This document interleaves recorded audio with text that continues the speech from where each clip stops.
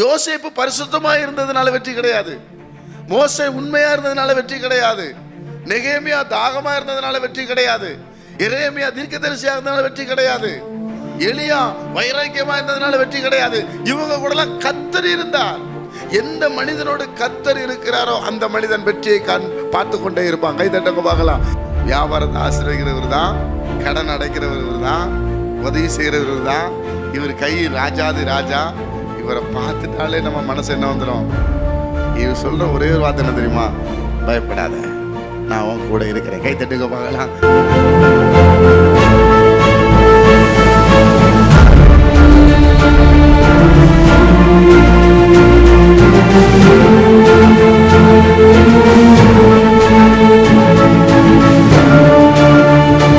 எரேமியா தீர்க்கதரிசியின் புஸ்தகத்துல 7ஆம் அதிகாரம், எரேமியா தீர்க்கதரிசியின் புஸ்தகம் 7ஆம் அதிகாரம் 3ஆம் வசனத்தை நாம் வாசிக்க கேட்போம். இஸ்ரவேலின் தேவனாகிய சேனைகளின் கர்த்தர் சொல்லுகிறார், உங்கள் வழிகளையும் உங்கள் கிரியைகளையும் சீர்படுத்துங்கள். அப்பொழுது உங்களை இந்த ஸ்தலத்திலே குடியிருக்க பண்ணுவேன். அல்லேலூயா.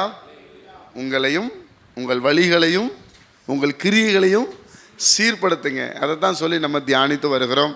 நம்ம சீர்படுத்தினாலே நம்ம ஆசீர்வதிக்கப்பட்டுருவோம். ஏன் நமக்கு ஆசீர்வாதம் வரலன்னு சொன்னால் இன்னும் நம்ம வழி சரியாகலைன்னு அர்த்தம். நம்முடைய வழியில் ஆண்டவர் கொடுக்கத்தக்கதான ஒரு ஏற்ற விதமான ஒரு வழி நம்மிடத்தில் இன்னும் காணப்படவில்லை. தேவன் ஆசீர்வதிக்கத்தக்கதான ஒரு வழி இன்னும் காணப்படவில்லை என்று அர்த்தம். அதற்காகத்தான் ஆண்டவர் பேசிக்கொண்டே இருக்கிறார். முதலாவது நம்ம முதல் வாரத்தில் நான் கர்த்தருடைய நாமத்தினாலே பிரசங்கிக்கும் பொழுது நீங்கள் எனக்கு துரோகம் பண்ணினீர்கள் என்று கர்த்தர் சொன்னார். 2வது வாரத்திலே தியானிக்கும் போது உங்கள் ஐக்கியம் யாரோடு இருக்கிறது நீங்கள் யோசித்து பாருங்கள் என்று பரிசுத்த ஆவியானவர் சொன்னார். 3வது உணர்வுள்ள இருதயத்தை எனக்கு தாரும் என்று கடந்த வாரத்தில் உங்களுக்கு நான் அந்த கர்த்தருடைய நாமத்தினாலே பிரசங்கித்தேன். இந்த 4வது வீக்கில் நம்ம பார்க்க போகிற என்ன என்று சொன்னால், நாம் தேவனை தேட வேண்டும் என்று கர்த்தர் விரும்புகிறார். அல்லேலூயா சொல்லுங்க. ஆமோஸ் எழுதின புஸ்தகத்தில், ஆமோஸ் தீர்க்கதரிசி புஸ்தகத்தில் 5ஆம் அதிகாரம், ஆமோஸ் 5ஆம் அதிகாரம் 4ஆம் வசனத்தை நீங்க வாசிக்கும் போது, கர்த்தர் இஸ்ரவேல் வம்சத்தாருக்கு சொல்லுகிறது என்னவென்றால், என்னை தேடுங்கள் அப்பொழுது பிழைப்பீர்கள். ஆமா, கர்த்தருடைய பிள்ளைகளே, இப்பொழுது ஆண்டவர் இந்த நாள்ல என்ன தேடுங்க, என் சமூகத்தை தேடுங்க, என்னை நோக்கி பாருங்க. அதனாலதான் அந்த சாட்சியை நான் உங்களுக்கு அறிவிக்கிறேன். நான் கர்த்தரை தேடினேன், கர்த்தருடைய சமூகத்தில் போய் அமர்ந்தேன். என் சூழ்நிலை அப்படி மாறுபட்டு இருக்கும்போது அப்போ நான் ஒன்று யோசிக்கலை, ஐயோ நம்ம ஆரம்பிச்சிட்டோம், நம்ம ஊழியத்தை ஸ்டார்ட் பண்ணிட்டோம், எப்படியாவது உடனே வாங்கி இந்த கூட்டத்தை நடத்தி முடித்துருவோம் நான் நினைக்கல. நான் ஆண்டவரை தேட ஆரம்பித்தேன், ஆண்டவருடைய சமூகத்தில் உட்கார ஆரம்பித்தேன், வசனத்தை தியானிக்க ஆரம்பித்தேன். ஆண்டவரே, இவ்வளோ பெரிய நிகழ்ச்சியை நடத்தணுமே, இத்தனை ஜனங்கள் வருவாங்களே, இவ்வளோ பேருக்கு சும்மா வெறுமனே அனுப்ப முடியாது, கிறிஸ்மஸ் காலமாக இருக்காங்களே, கேக் கொடுக்கணுமே, என்ன செய்வது? தேவனை தேடுங்கள். இஸ்ரவேல் வம்சத்தாருக்கு சொல்லுகிறார், நீங்கள் தேவனை தேடுங்கள், அப்பொழுது என்ன பண்ணுவீங்க? பிழைப்பீர்கள் என்று சொல்லுகிறார். அது மாத்திரமல்ல, 6ஆம் வசனத்தை நான் வாசிக்கும் போது, 5ஆம் அதிகாரம் 6ஆம், கர்த்தரை தேடுங்கள் அப்பொழுது பிழைப்பீர்கள், இல்லாவிட்டால் பெத்தேலில் இருக்கிற ஒருவராலும் அவிக்கப்படாத அக்கினி யோசேப்பின் வீட்டிலே பற்றி அதை பட்சிக்கும். அல்லேலூயா. யோசேப்பின் வீட்டில் அதை பட்சிக்கும் என்று சொல்லுகிறார். நம்ம வேதத்தில் பார்த்தோன்னு சொன்னா, நம்ம வேத பண்டிதர்கள் நிறைய பேரை சொல்லுவோம், மோசேங்க, யோசேப்புங்க அப்படி சொல்லுவோம். ஆனால் ஏன் இந்த இடத்துல அதை எழுதுகிறார் என்றால், நம்ம யோசேப்பை சொல்லுவோம், பரிசுத்தம் சொன்னால் யாரை தான் சொல்லுவோம்? இயேசுவை சொல்கிறதுக்கு பதிலாக யாரை தான் சொல்லுவோம்? யோசேப்பை சொல்லுவோம். வாலிப பிள்ளைகளுக்கு பிரசங்கித்தா யாரை தான் சொல்லுவோம்? யோசேப்பை சொல்லுவோம். பாருங்க, இங்கே வேதம் சொல்லுகிறது, நீ கர்த்தரை தேடலைன்னா நீ ஏதோ யோசேப்பை பேசி, மோசேயை பேசி, நெகேமியாவை பேசி, எரேமியாவை பேசி, ஸ்தேவானை பேசி, இதெல்லாம் எந்த பிரயோஜனம் கிடையாது. ஆமென் சொல்லுங்க. அவரை தான் நம்ம தேடணும். அல்லேலூயா. நான் நிறைய நேரம் யோசித்து பார்த்தேன், ஏன் இப்படி எழுதப்பட்டிருக்க ஆண்டவரே, என்ன காரணம் என்று சொல்லி பார்த்தா, பாருங்க, அந்த யோசேப்பை பற்றி நம்ம பார்ப்போம். ஆதியாகம புஸ்தகத்தில் 39ஆம் அதிகாரம், ஆதியாகமம் 39ஆம் அதிகாரம் 2ஆம் வசனத்தை நம்ம வாசிக்கும் போது, கர்த்தர் யோசேப்போடு இருந்தார், அவன் காரிய சித்தி உள்ளவனானான். அல்லேலூயா. இப்போ யோசேப்பால பரிசுத்தமா இருக்க முடிஞ்சுதா? கர்த்தர் இருந்ததுனால பரிசுத்தமாக்க முடிஞ்சுதா? கர்த்தர் கூட இருந்ததுனால தான். மோசே கூட கர்த்தர் இருந்ததுனால தான் அவன் எங்க உண்மையிலவனா இருந்தான். அதுபோல இவர் நல்லா வியாபாரம் பண்றாரு, அதனால அவர் ஆசீர்வதிக்கப்படுறார் கிடையாது. கர்த்தர் அவர் கூட இருக்கிறார், கர்த்தருடைய ஆசீர்வாதம் அவர் கூட இருக்கிறது. அதனால தான் சொல்ல, என்னை தேடுங்கள், நீங்க அப்பதான் வாழ்வீங்க, அப்பதான் பிழைப்பீங்க. உங்களுக்கு ஒரு கஷ்டமா ஒரு வேதனையா என்ன தேடுங்க, என்னை நோக்கி பாருங்க, நான் உங்களுக்கு உதவி செய்ய ஆயத்தமா இருக்கிறேன், நான் உங்களுக்கு நன்மை செய்ய ஆயத்தமா இருக்கிறேன். அதனால தான் அவர் சொல்றாரு, நீங்க என்ன தேடுங்க என்று சொல்லுகிறார். யோசேப்பு கனிதரும் திராட்சை செடின்னு சொல்றாரு. அந்த யோசேப்பு வீடே பச்சிக்குமா? அப்போ யோசேப்பையோ வேதத்தில் உள்ள எந்த நபரையோ நாம் பின்பற்றக்கூடாது. நாம் பின்பற்றக்கூடிய ஒரே ஒருவர் கர்த்தர் ஒருவரே. கைதட்டி கர்த்தரை மையப்படுத்துங்க. அல்லேலூயா. அது வியாபாரமாக இருக்கலாம், வேலையாக இருக்கலாம், என்ன வேணாலும் இருந்துட்டு போதுங்க. அந்த சூழ்நிலைகளை, தலைகீழாக இருக்கிற சூழ்நிலையை நேராய் மாற்றுகிறவர் நம்ம ஆண்டவர். அல்லேலூயா. சரீரம் பலவீனமாக இருக்கிற நம்மளை பலப்படுத்துகிறவர் ஆண்டவர். தடையாக இருக்கிற காரியங்களை தடையை உடைக்கிறவர் ஆண்டவர். நான் அந்த வசனத்தை வாசிக்கும் போது கர்த்தர் யோசேப்போட இருந்ததுனால தாங்க வெற்றி. யோசேப்பு பரிசுத்தமாக இருந்ததுனால வெற்றி கிடையாது. மோசே உண்மையாக இருந்ததுனால வெற்றி கிடையாது.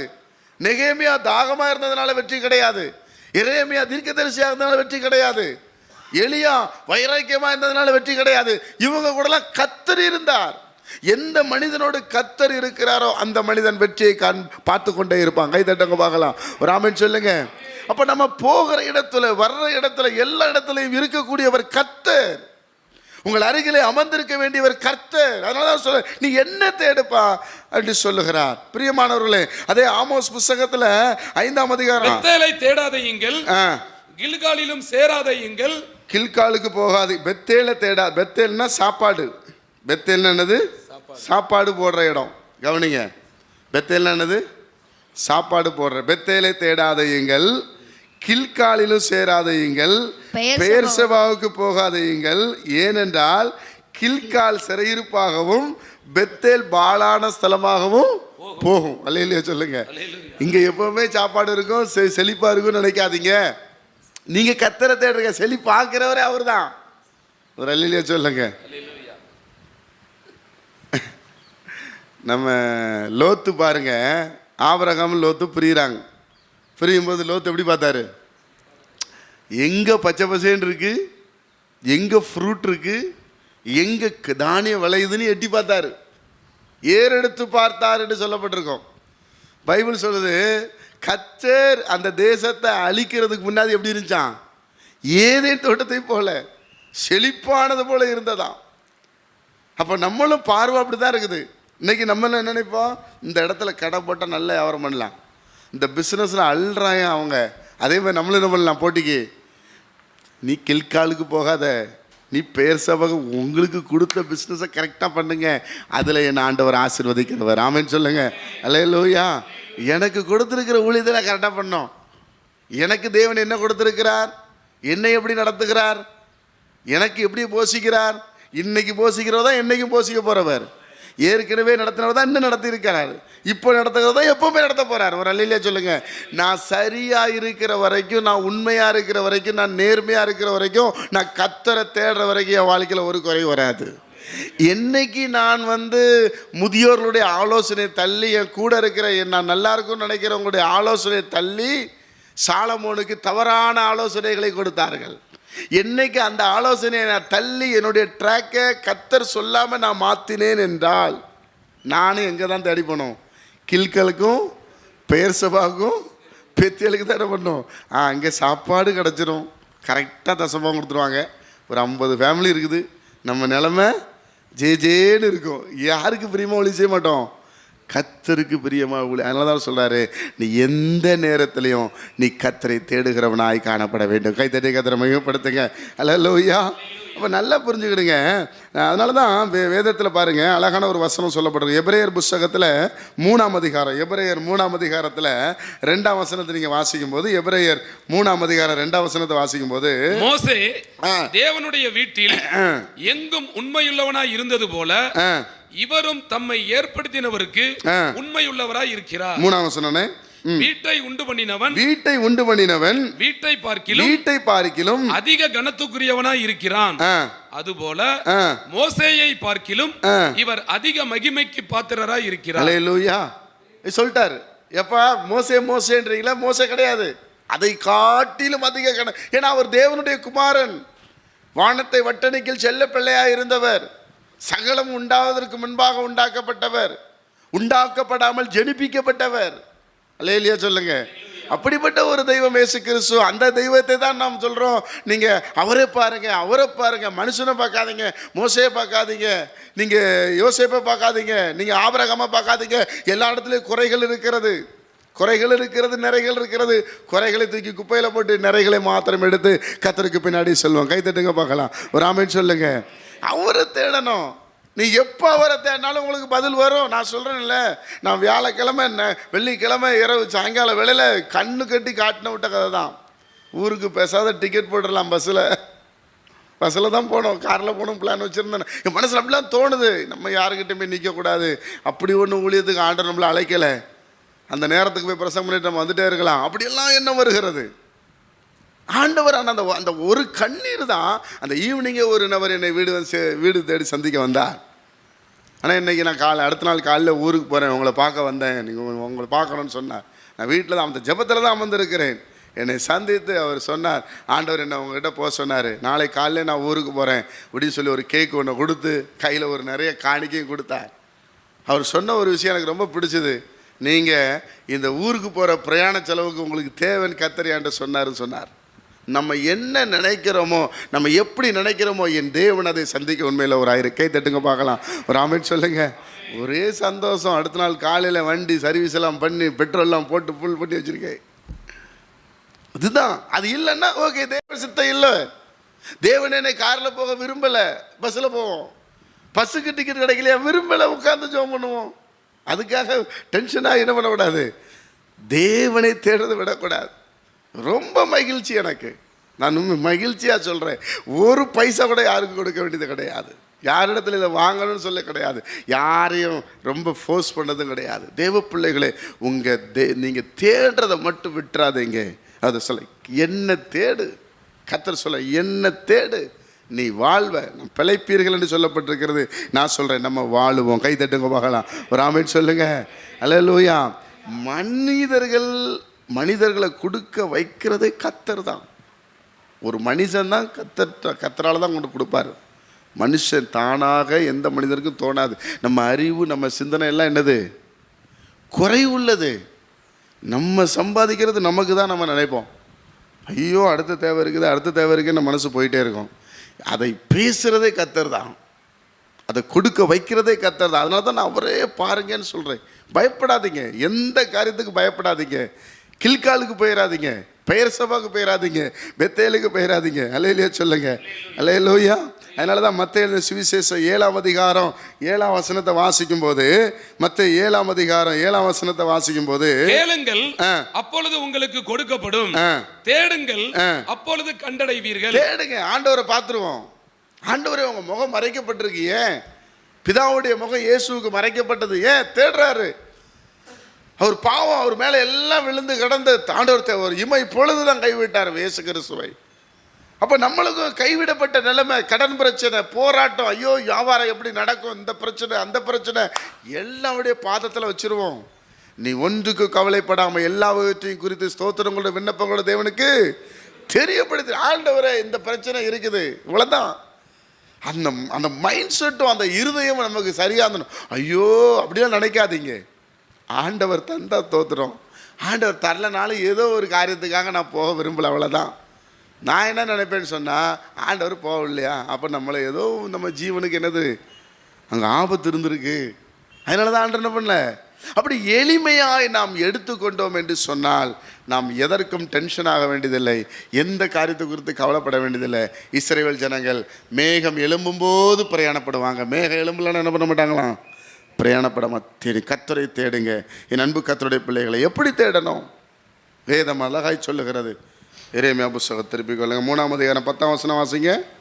இவைகளை எல்லாம் கண்டும் யூதா என்கிற அவளுடைய சகோதரியாகிய துரோகி கள்ளத்தனமாய் திரும்பினாலே அன்றி முழு இருதயத்தோடும் என்னிடத்தில் திரும்பவில்லை என்று கர்த்தர் சொல்லுகிறார். அல்லேலூயா.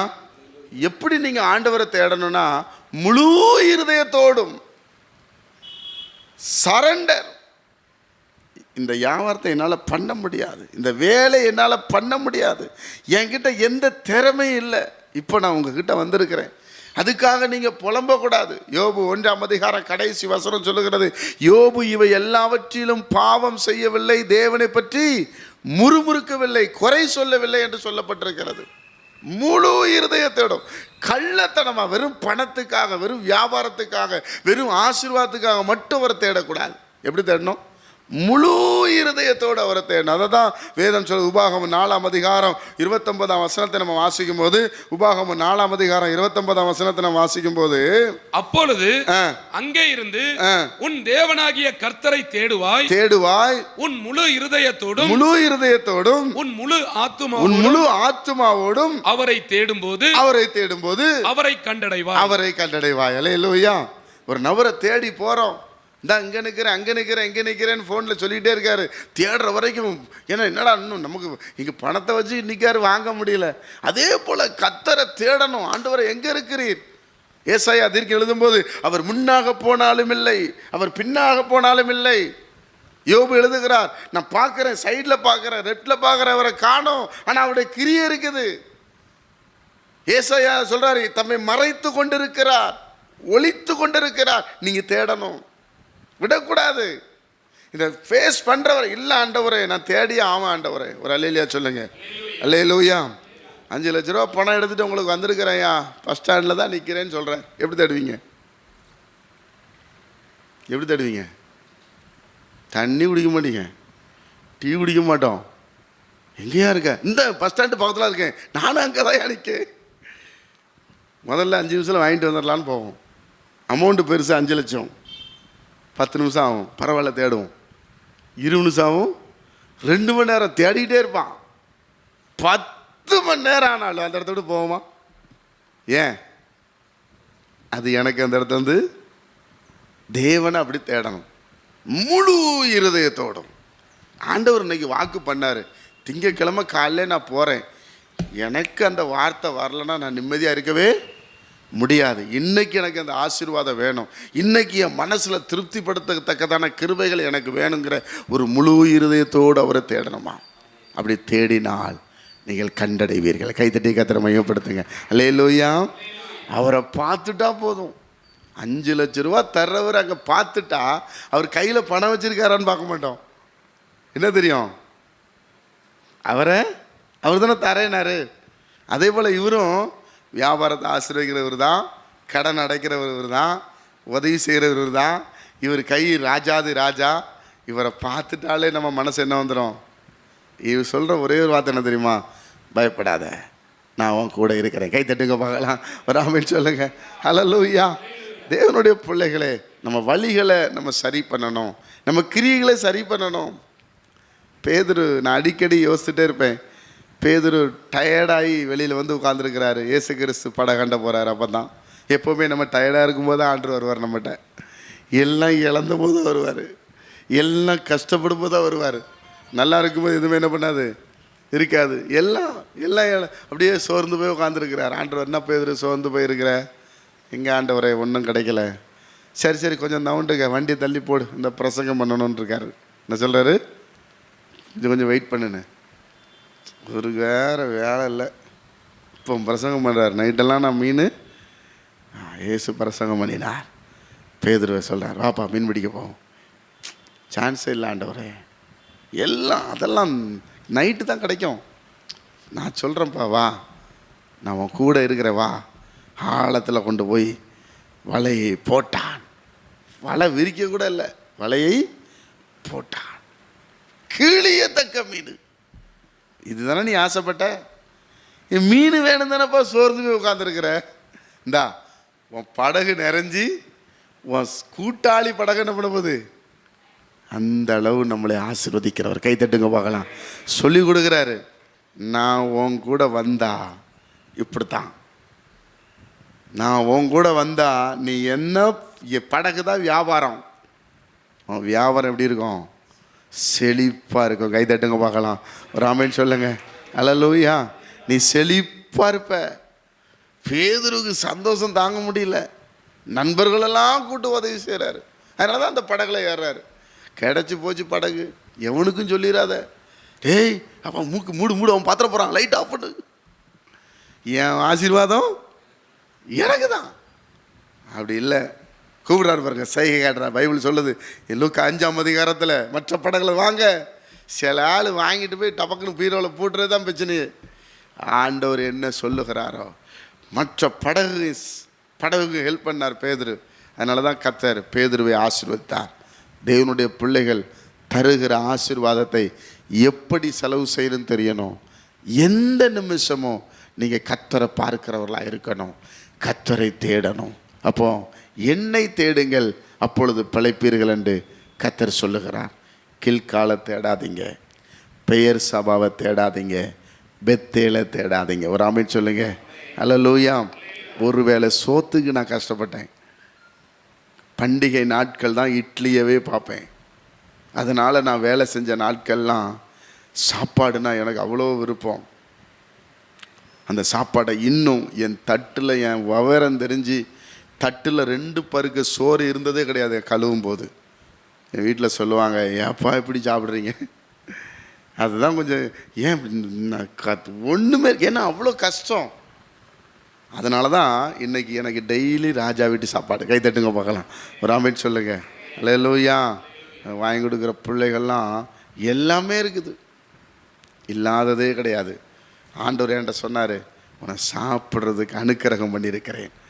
எத்தனையோ பேர் கஷ்டப்பட்டாங்க, இப்போ பெரிய ஆளாக இருக்கிறாங்க. ஆனால் அவங்களால என்ன பண்ண முடியல, சாப்பிட முடியல. இது அதிகமாயிரும், அது அதிகமாயிரும்ன்ட்டு. ஆனால் கர்த்தர் சாப்பிட வைத்திருக்கிறார். அதுதான் மன நிறைவு.